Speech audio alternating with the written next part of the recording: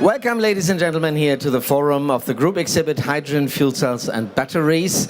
I'm very pleased to have 5 gentlemen here on stage, a 6th gentleman here in the audience who are all experts in building up a hydrogen mobility. That's our topic today of the podium discussion, cross-industry approach building a hydrogen mobility. And I would like to welcome with me Markus Bachmeier, right next to me, is head of hydrogen solutions of the Linde group. I would like to welcome Oliver Gutt, sitting next to him, Head of Product Management of Hyundai Motor Deutschland GmbH.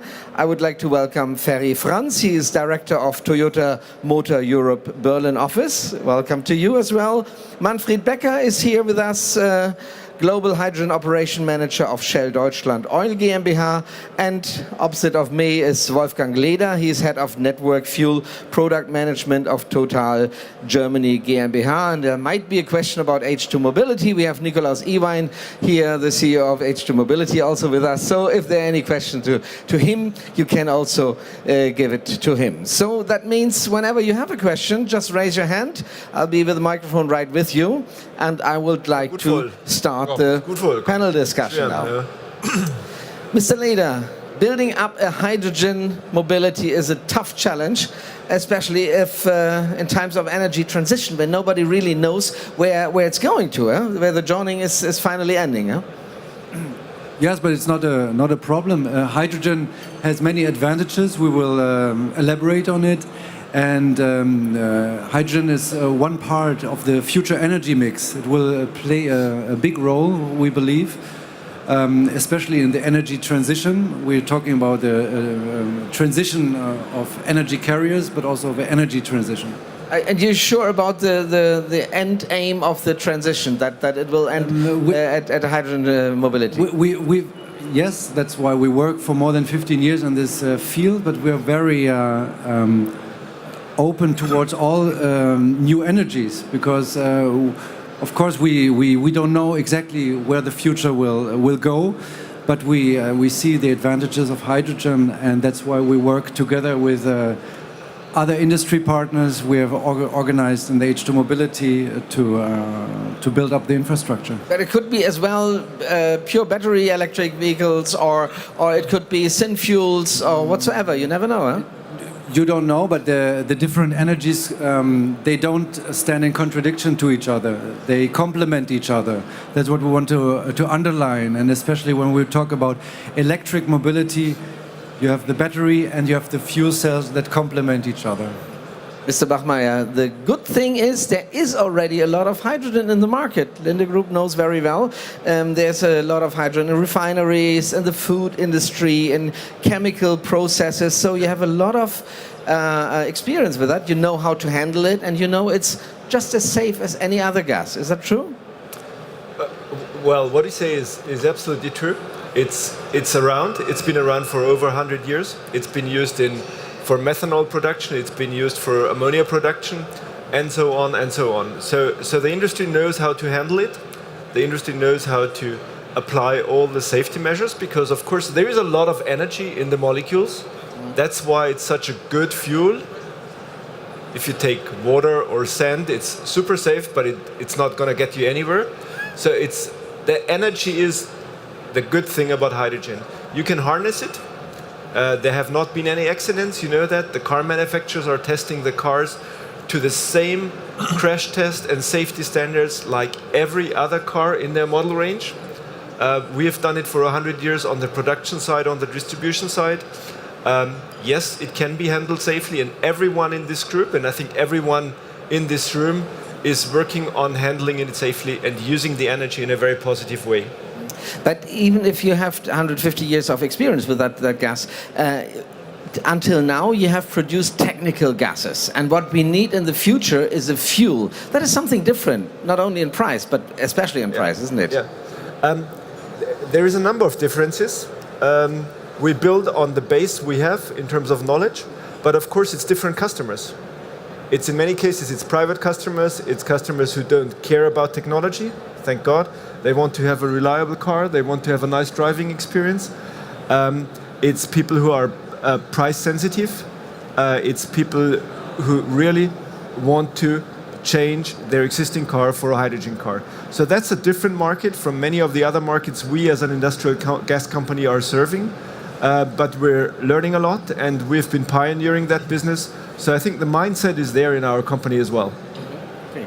Mr. Franz, obtaining a fuel cell car is possible now. There's a Toyota Mirai on the market. We need, of course, fuel cell cars for hydrogen mobility. That's essential. And Toyota's now focusing on fuel cell mobility. What makes you so sure that you will succeed over Elon Musk? Well, I think first of all I would like to counter Ager a little bit, because we are not focusing 100% on fuel cell. I think if you would like to be a future-oriented auto manufacturer, you have to look for all different drivetrains. But not pure electric vehicles, that not?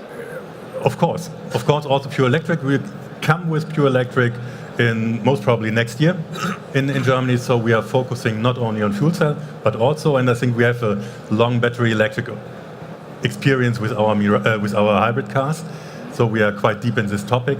And but I think as additional product, fuel cell is for various solutions the best case you can take.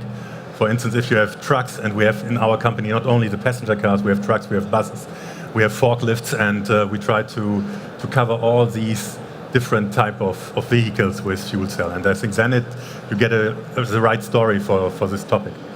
Mr. Franz, it was in 2014 you presented the Mirai to the public.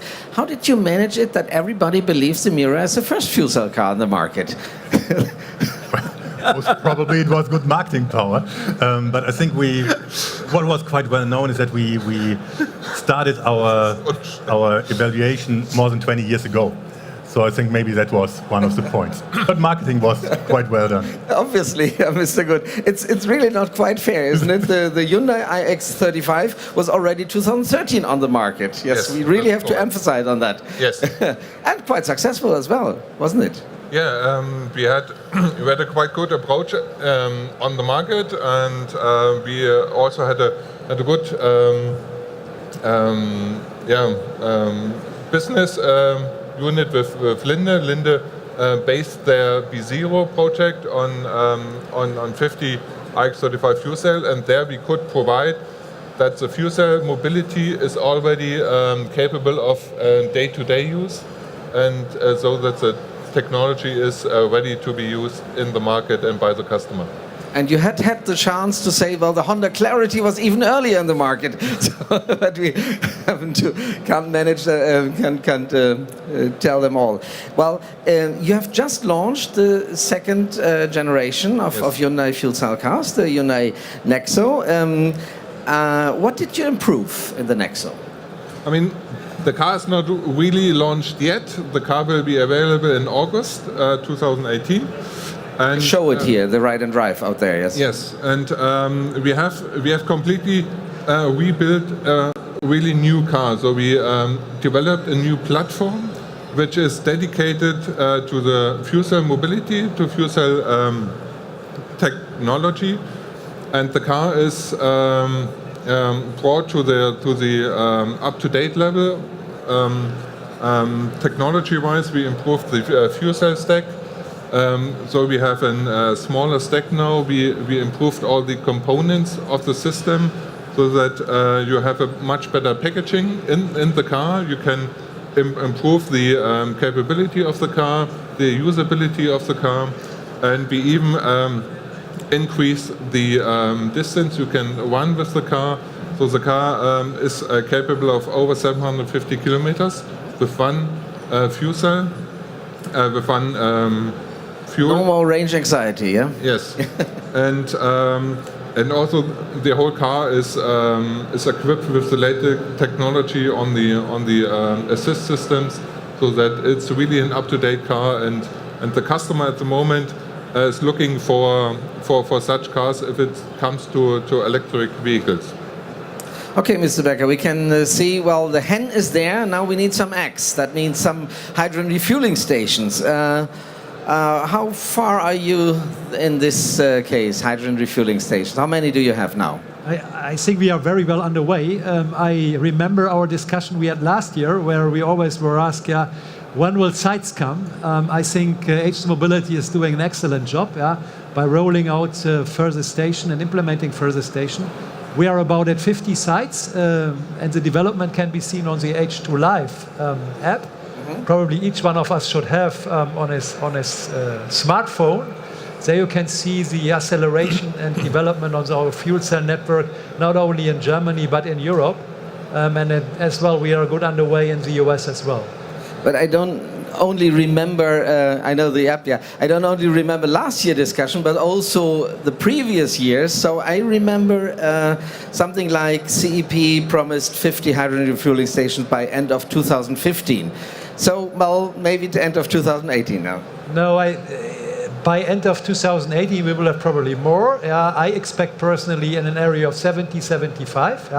Looking to my colleague from the H2 Mobility, but I know the projects they are working on, and there are many, and my colleague to the left can prove that. So there is a lot of sites are in development phase and coming, and I can promise you, and that is not that we have just made a statement.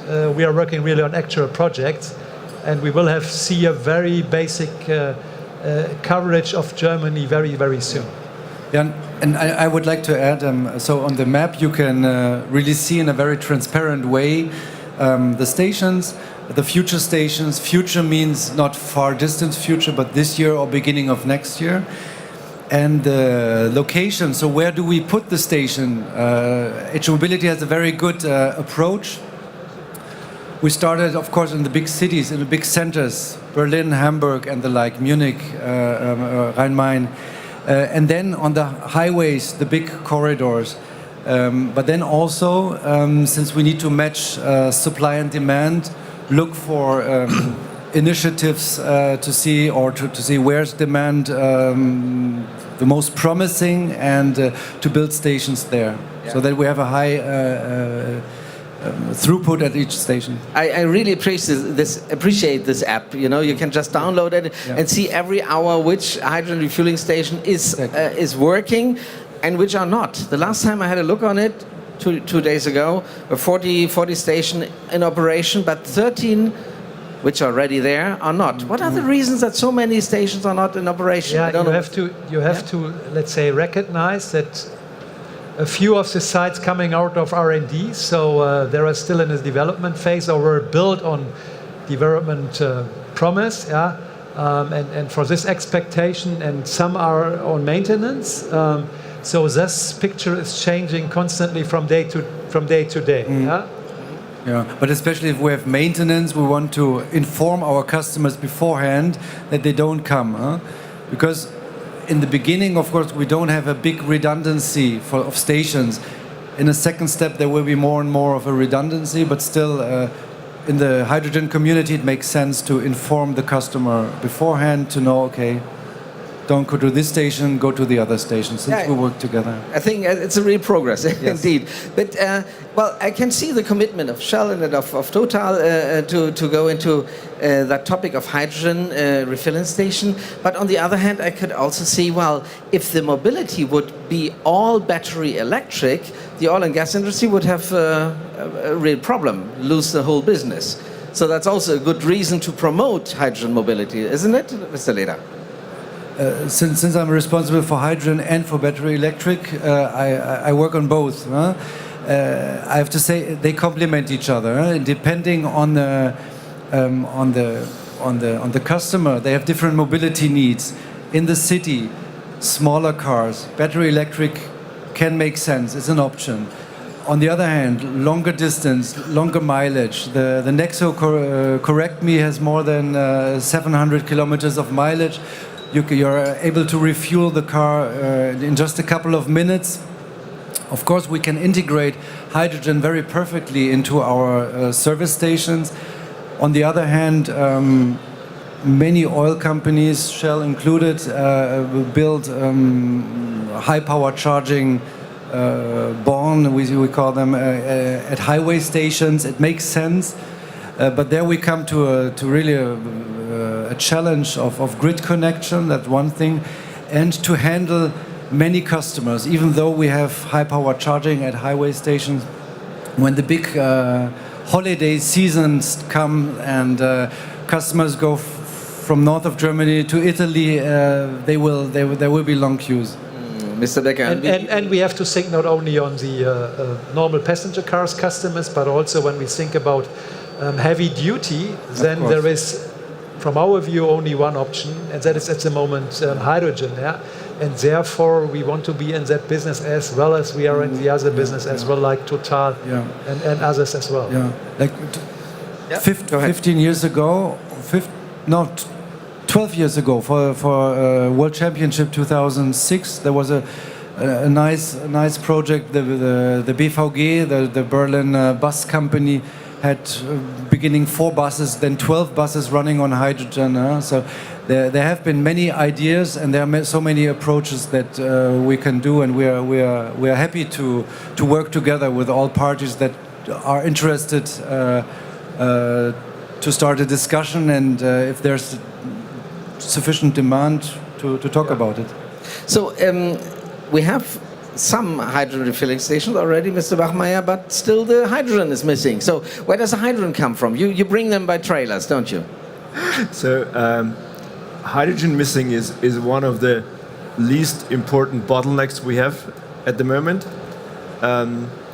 Whenever you see those red dots, it's typically not the hydrogen delivery. At the moment, most of the stations we're talking about are being delivered from a central plant. That can be steam methane reforming, which already is around 30%. Even if you use water and natural gas, it's already around 30% more carbon friendly than a conventional gasoline or diesel car. Some of that hydrogen comes from electrolyzer plants where you have renewable electricity and water, like a plant we built together with our partners Mainz Utility and Siemens in Mainz. It was inaugurated 4 years ago. It can provide up to 2 tons of hydrogen a day, totally green hydrogen. We expect to see a gradual shift towards green hydrogen over the next couple of years.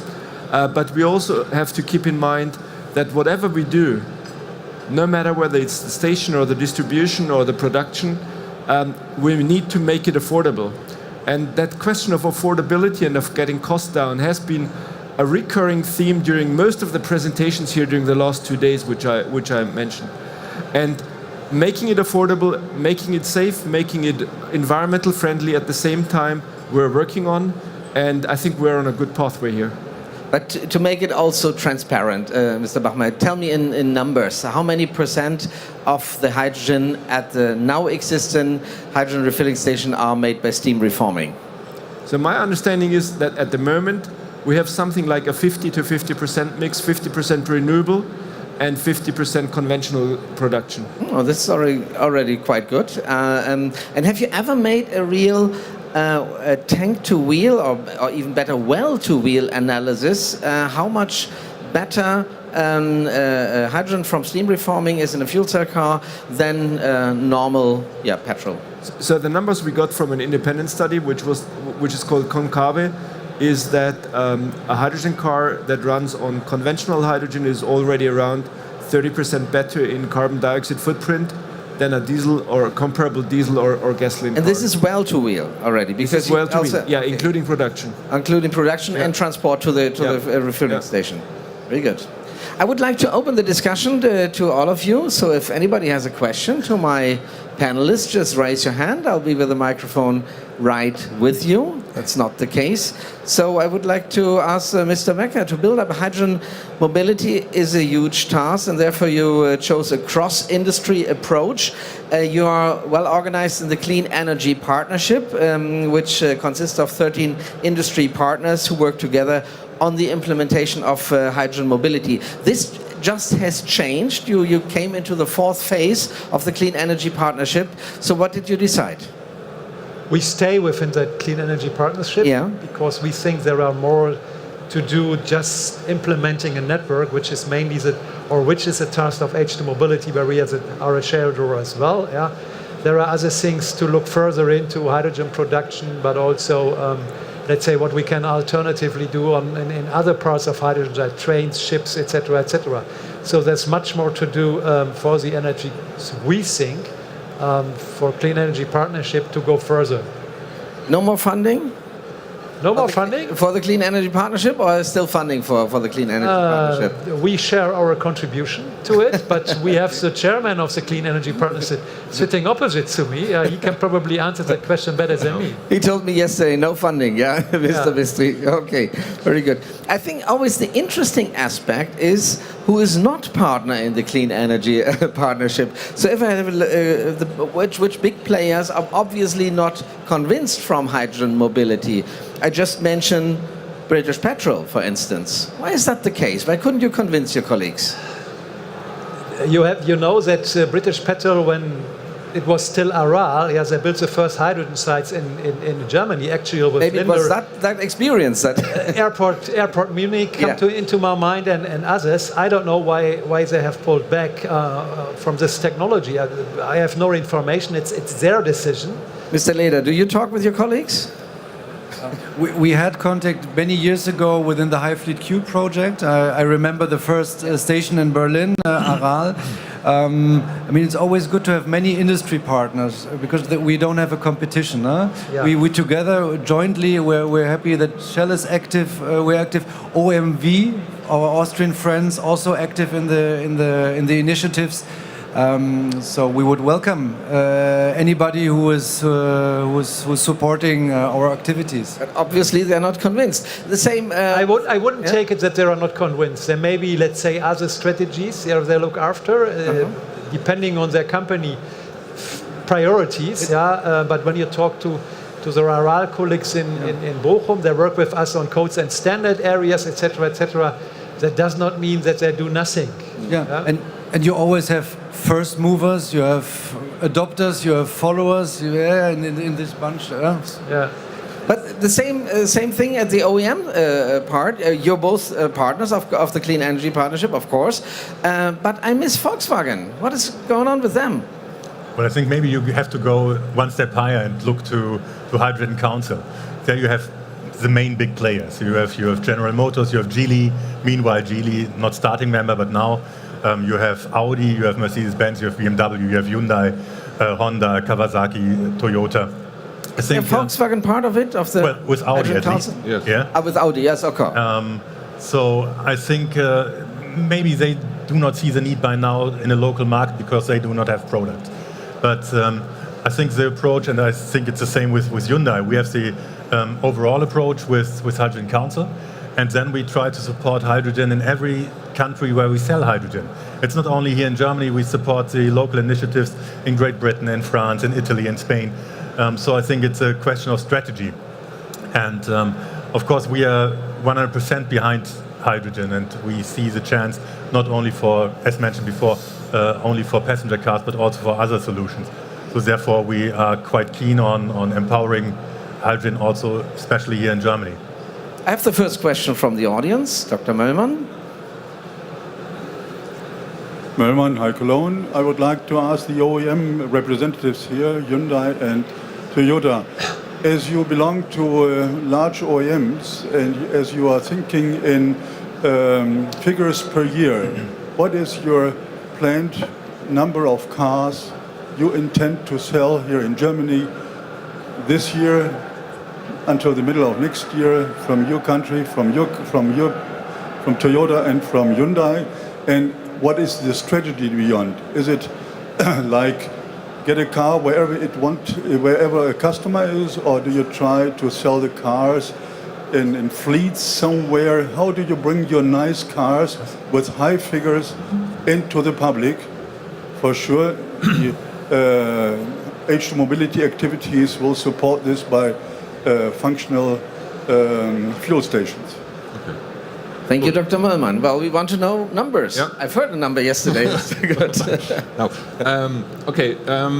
It's due to the technology. We really do not have an volume goal in Germany. So it's not that we say we want to sell this number this year and this number next year. Our goal is to sell as much as possible. And that's also the reason why we choose the approach with our dealers together to bring them on a stage where every dealer can sell fuel cell cars. With the iX35, we had the situation that we had dedicated dealers which were trained and built with the technology. And now with the Nexo, we go a step further and bring the technology and the car to all dealers. And bring all the dealers to the capability to sell the car and also to service the car, so that we can approach in all areas in Germany with the car. And the goal is really to sell as much as possible. And the dealers have their own business, and therefore they can approach potential customers, and if they come with the orders, we will try everything to deliver the cars. Mr. Gutt, that's quite clear that everybody wants to sell as much as possible, but only as much as you produce. So how many cars will you produce this year and next year? You can hardly say that you have a specific number for Germany. So we have a worldwide production of the cars. So the cars are available in all the regions in the world, and this is divided then in the specific regions, and it depends on the demand in each region. So there where the most demand is, that will be delivered also most. And so it's a kind of competition between the regions, but you can hardly say that we have how many cars can you produce worldwide at most? I personally do not have the information how many product capacity we have in total. Okay. Mm-hmm. Any plans that you have? You were much more open yesterday, by the way, Mr. Gutt. That was the reason, because if we have a demand of, as we told yesterday, 1,000 units, we will do everything to deliver the 1,000 units. Okay. As much as that's a number, Mr. Franz. What would you say? Well, I can immediately see we will not be able to deliver 1,000 units to Germany this year. No. Impossible, because up to now our production, since starting the production, is around 6,500 units. Our target is an annual production for 2020 of 30,000 units. And by now, even if we are in the development phase and we started developing 20 years ago, it's still a brand new product for us. And all Mirai are fully handcrafted. So it's not a classical plant, as you know it maybe from videos, how it works, how to put together a car. It's more or less, well, not on this level maybe, but it's like a Rolls-Royce. So it's fully handcrafted. It's a very small factory. We started this factory for our super sports car from Lexus side, and the same people are building now the Mirai. So limitation is there, but it's the same like with Hyundai. We don't have, for this specific type of car, a sales plan. And of course, we try to fulfill every demand, but we focus, and I think that's quite obvious, on fleets and non-private customers. By now we have one private customer in Germany, and we try to get more visibility to this. So therefore we started our cooperation with Clever Shuttle. We are now present in Munich, in Hamburg, I think up next month, from next month onwards in Stuttgart and Berlin, with 45 cars. And these 45 cars, and then you see maybe a little bit relation, is the biggest Mirai fleet in the world with 45 cars. Yeah, and I think that's all what I can tell to the figures. But of course, we have our target is to increase the sales number significantly within the next 2 years. Mr. Gutt, we talk a little bit about the regulations. By 2020, passenger cars in Europe have to reach 95 gram CO2 per kilometer. We have just heard the CO2 emission went higher because there are less diesel sold in the last year. What do you think, as a representative of a car manufacturer, is it possible to reach the 95 gram per CO2 per kilometer within conventional internal combustion engine and without cheating?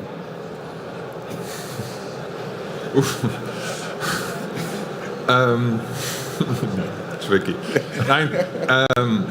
Okay, the situation is so that the normal combustion engines, if you have only combustion engine, you might not reach the goal, because the goal is very ambitious, and you have to find ways to fulfill it. And at the moment, from my personal point of view, it's only possible if you also invest in alternative mobility, and that can also be beside hydrogen, battery electric or hybrids. But you have to focus more and more to this alternative powertrains in order to reach this 95 gram goal. I guess, Mr. Franz, you would say you need to have a hybrid at least. Well, I can tell you that we have already we are already under 95. Yeah, with hybrids. With all our entire full range in average. So for us, it's not a big challenge. And of course, it's driven by hybrid by now. In general, asking, stricter regulation could help the hydrogen mobility, couldn't it? Yes, or make some more creative solutions. Yeah. Okay. Another question from Dr. Millman. Sorry, gentlemen, I'm just curious. A question to you both, Mr. Bachmeier and Mr. Woolley. You had a fantastic cross-industry approach project in Munich. It was a fantastic project, but you stopped it. What can we learn in case we approach once again to a cross-industry project like this? What can be done in future better to avoid a result as it is now in Munich? You mean Mr. Bachmeier? With B0, or what would you like to? Good. So, first of all, we think it was a great success. It was a great success. It educated a lot of people about hydrogen mobility. It brought a lot of people into one of these hydrogen cars. Albert is talking about B0, which was a car sharing where we had the biggest Hyundai fleet, I think, up to now, yes. With 50 Hyundai hydrogen cars, hydrogen-only cars. It was a car sharing. It was targeted at people who go longer distance and who want to be environmental friendly.